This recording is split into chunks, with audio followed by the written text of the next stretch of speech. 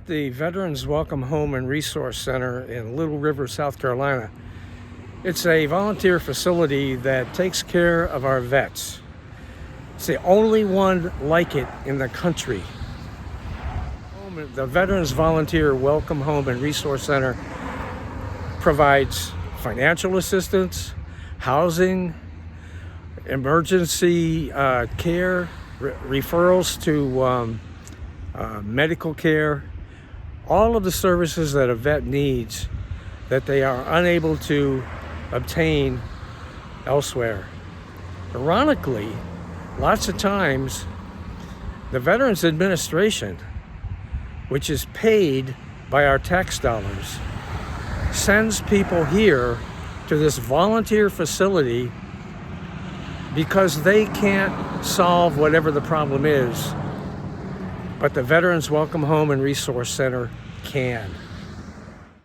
Now here are Keith Bacon, the chairman, and Ron Wilson, the director of the center, to tell us more. Well, we are a 501c3. We're a charitable organization. We're not affiliated with any governmental agency. And what we do here is we deal with honorably discharged veterans who are looking to get a job. We will help them with that. Okay, if they're honorably discharged from the military and they need to file a VA claim, we'll assist them with that. Okay. Because we have two fellows that are very experienced in that area, and we've been very successful. And so we're getting referrals from both North and South Carolina. We have a steady stream of people coming in here on Wednesdays and Thursdays to do that. Oh, everybody here is a volunteer. Yeah. Not only are these fellows retired from the military, they're also retired from the Veterans Administration, so they know what documents have to go to what person and how to fill them out. And so we have escalated from a written document, a claim form, to now either faxing it or actually filing it electronically. And the people that we're dealing with, they're in their late 50s, early 60s. And so, back in our day, everything was done with paper. And so they come in with paper. Their DD, starting with their DD-214, and then all their medicals. That's What's a DD-214? a DD-214 is your discharge from the military. Okay, so that's like one of the most important papers that these guys can have. You require that for everything. Yep, that gets us started. Yeah. And if it doesn't say honorable on it, we say, I'll still abide by an honorable discharge on it. But this is what we're looking for. This gets everything started. Right. You're a totally volunteer organization, yet the VA, which is run by professional, supposedly paid people, are sending people to you that they can't help, and you guys can help them. Yeah, absolutely. Keith, not only the VA, but other agencies. Other agencies beside the VA that are on a government contract. And why do you suppose that is? It seems that they don't often have the time and effort to take that extra step to make the veteran feel at home and relaxed enough to communicate what the needs are. And they just don't want to take the extra time when they know we will, because we've been there before. Each one of us, and we've got 26 people who are volunteers here, none of which receive any kind of compensation other than the fact that you feel good about having helped somebody through a questionable situation. We find that the people who refer folks to us, oftentimes they'll come with that veteran. And these are the people from ECHO and HUD-VASH that bring their clients here so that they can get temporary shelter. Because in addition to helping with VA claims, we provide temporary shelter. We provide assistance with education. We provide assistance with employment. So the folks that come through here, sometimes they have more than one problem, and we're able to discuss with them what their needs are and assist them. But it's very discouraging to have somebody come here from an organization that is paid to do a service that don't do that service. And then they come to a volunteer organization which can do it and which does do it. Yes. And we get that mentioned many, many times. Bacon and Wilson were asked for some examples of other types of services provided at the Veterans Welcome Home and Resource Center. If they're looking for employment assistance, we have a coordinator that can hook them up with whatever they need. If it's a VA claim, well, we do those on Wednesdays and Thursdays. If it's financial help, because they're late on their rent, they're going to get evicted, their lights are going to get shut off, those types of things, we can do that any day of the week. Normally the board meets on Fridays to make a decision on that. And so the veterans that are in that type of a financial hole, we don't pay the veteran, we pay whoever they owe the money to. And so far, we're at, $28,000 this year we've doled out to help veterans. And not only do we do that, but we want to make sure, first of all, how did you get into this situation? Right. And if we're going to bail you out, what's going to happen next month or the month after? So we counsel them as to, what they can do and what they need to do. And the last thing that we do, the fourth thing, is that we're a temporary shelter. And if we get a veteran that comes in here that's homeless, we can pick up the phone, we can get Echo down here, and they'll place them today. If it's something else, if we find them living in their cars and they just need some guidance and some help, we can bring them into our temporary shelter, and we can house them for a period of time until they can get their act together. They can get a job, they can get their finances in order, and then they can actually make that transition back into society.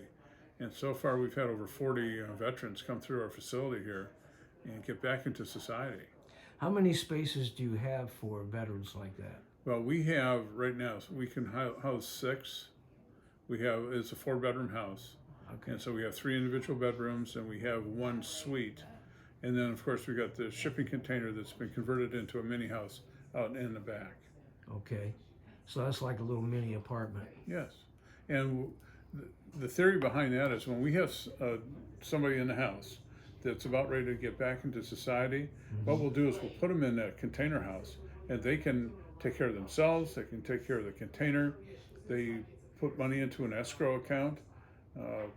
It's kind of a rent situation, but since we're a 501c3, we can't call it rent. And then when they actually do make that transition into society, we give them all that money back, and that's their security deposit. And we also work with the Elks and the Rotary Clubs and a number of other organizations that they also provide them with furniture and pots and pans and the things that you need to live. Right. I go out to the community. I go to the Rotary Clubs and the churches and any organization that'll listen to me, and I tell them who we are and what we do and that we need their financial support. And so that's what I do. I go get the money. We also picked up Bill Marshall, who is retired from Wells Fargo, and he's helping to write grants and get some grant money. We used one of our grants recently in order to fund the stand down, which we do every year for veterans in need, and we do that down at Market Common at the Reserve Center.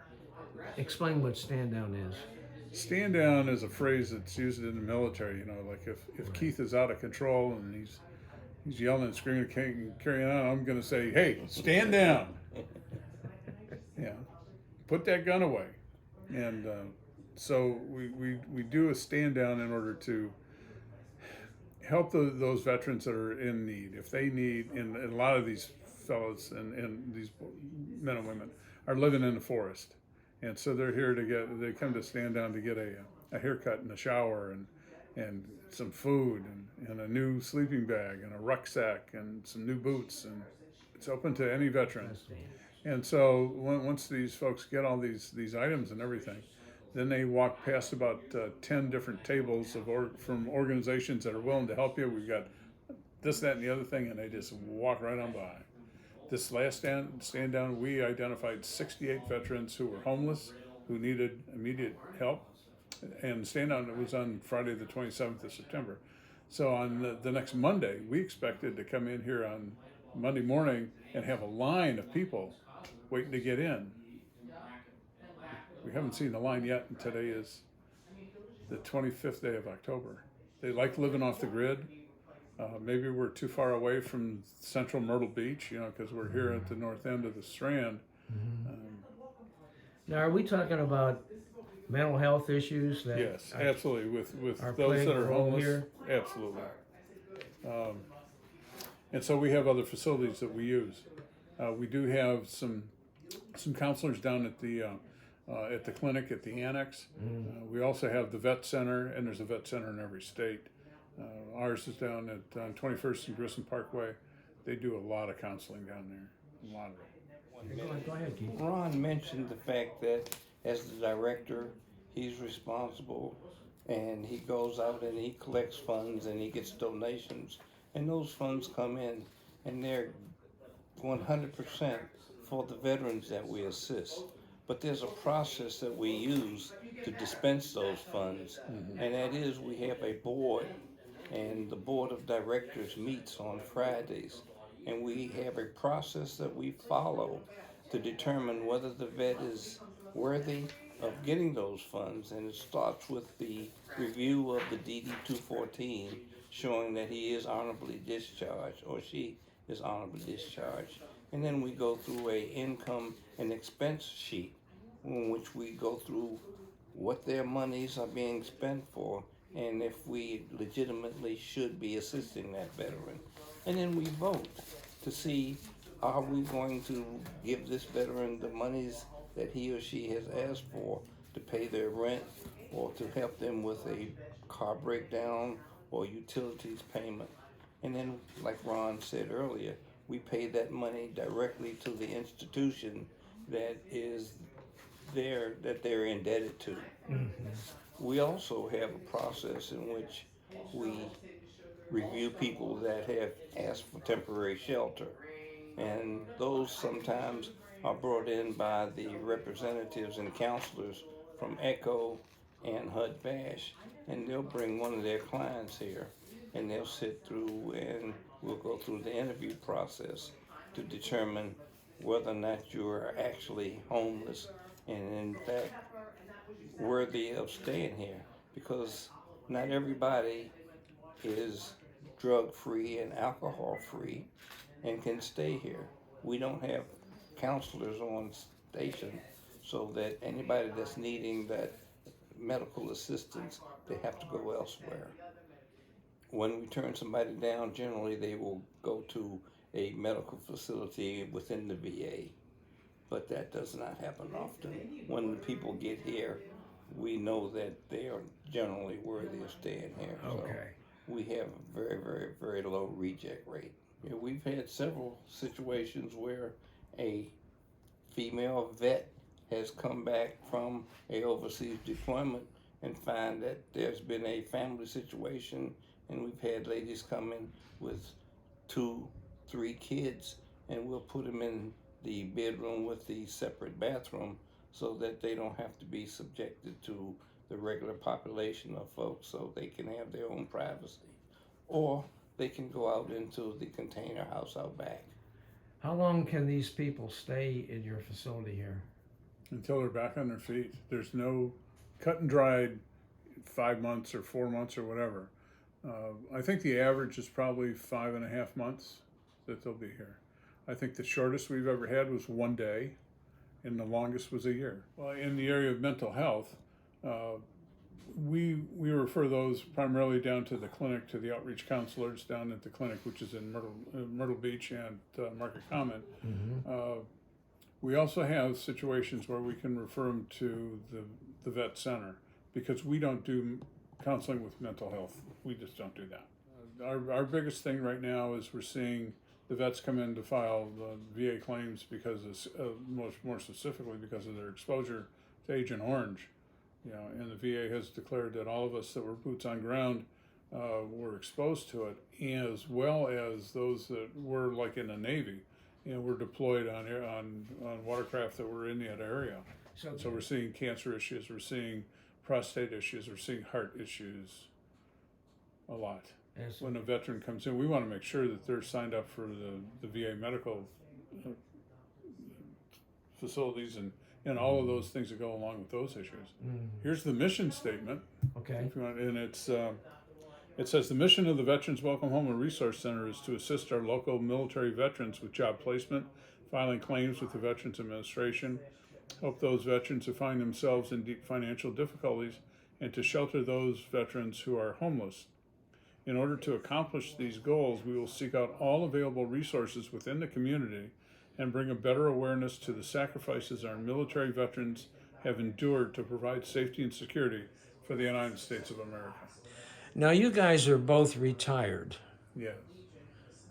You've had stellar careers in one fashion or another. I know you, Ron, served in Vietnam. You were an attorney. You've had a checkered past with a lot of. I don't know quite as much about you, Keith. I served 8 years in the military. Okay. I was in the 82nd Airborne where I started my career, and I was primarily a airborne ranger pathfinder that got out of the service when I was recruited by General Motors. And I spent 30 years working for General Motors in the automotive industry, of course. What do you feel that you personally get from spending your time doing this? It's personal satisfaction. Helping those, and this is something I've always done, whether I was a policeman or practicing as an attorney or as a college professor, my job was to help people through situations that they may not know how to get out of. And that's what you do. So I do, I get them out of the situations that they've got themselves into. So when you go home at night, how do you feel? Tired. I feel happy. A sense of satisfaction? Yeah. Much so. How about you, Keith? This keeps me off the sofa. Now, how does that really affect me? 100%. I'm involved in what I do. This is a very thankful job in that the people that come through here, they always leave happier than they came in. There are some situations that are unbelievable that we get to assist in. There's one specific situation that I always look back on. An older gentleman came in and he didn't want to come in here because he never ever asked for anything. But he was driving an older car and he said, I really need a tire because I can see tread on one of my tires is totally gone and I can see the steel belts. I said, well, let me see, because I'm not so sure that maybe you just want an extra tire. So I went out to look at his tire and I don't see how it still had air in it. But when I looked at the other 4 tires, or the other 3 tires, they were just as bad. So we came in and we interviewed the gentleman, and he was a perfect example of somebody that was here to get some assistance but didn't want to be here. So we called the Firestone place and we bought him 4 brand new tires. He left here with tears in his eyes because he was so afraid that he was going to have an accident because he was on bad tires. Now, I spend probably every day of the week, some portion of that day I'm in here. And I feel so good when I go home and look in the mirror and I say, man, oh man, you did good today. You helped some people that were really in need and they thank you for it. And when you go to the good place up above, you'll be rewarded. And all of us will be.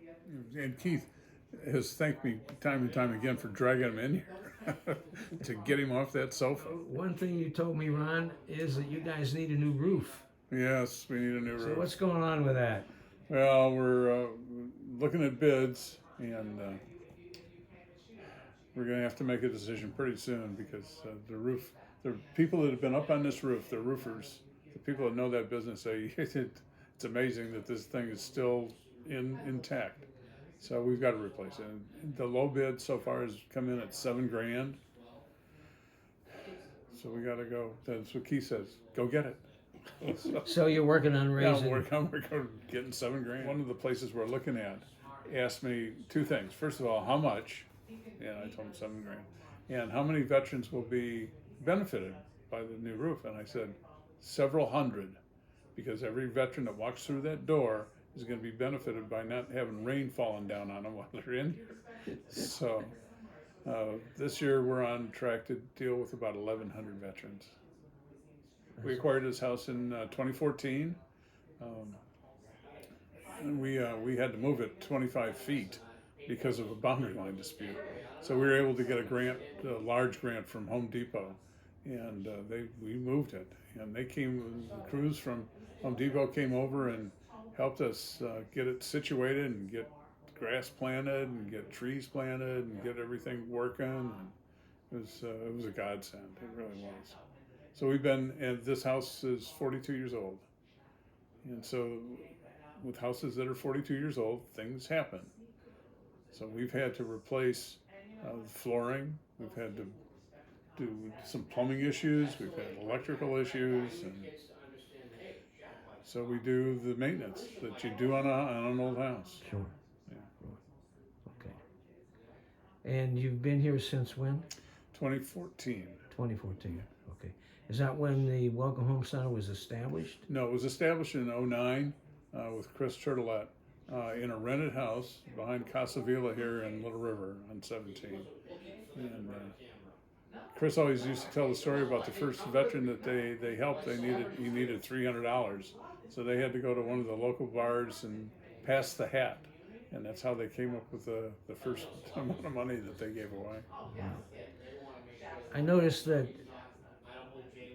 the door next door, there's a sign, Hutton House. Yes. What's that about?